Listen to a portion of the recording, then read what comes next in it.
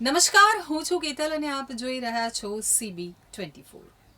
લો ગાર્ડનથી CN વિદ્યાલય સુધી હવે 98 કરોડના ખર્ચે ઓવરબ્રિજ બનશે।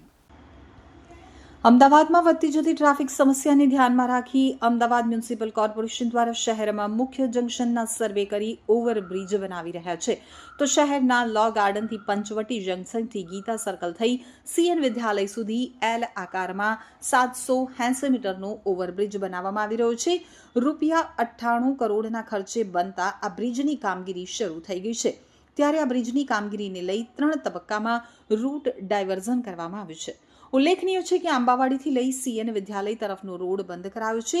ગુજરાત ST બસ, ખાનગી ટ્રાવેલ્સ, AMTS અને અન્ય ભારે વાહનોને પાલડી બસ સ્ટેન્ડથી મહાલક્ષ્મી થઈ અંજલી ક્રોસ રોડથી નહેરુનગરનો વૈકલ્પિક રૂટ આપવાનો રહેશે।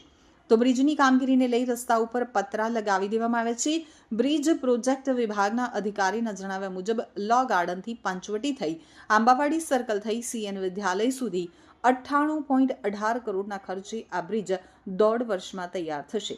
બ્રિજ બન્યા બાદ રોજના 1.5 લાખ કરતાં વધુ વાહનોને ટ્રાફિકની સમસ્યામાંથી મુક્તિ મળશે, જેમાં 69,000 જેટલા ટુ વ્હીલર અને 31,000 જેટલી ફોર વ્હીલર આ રૂટ ઉપરથી પસાર થતી હોવાથી બ્રિજ બન્યા બાદ તેમને ટ્રાફિક સિગ્નલ ઉપર ઊભા રહેવામાંથી છુટકારો મળશે।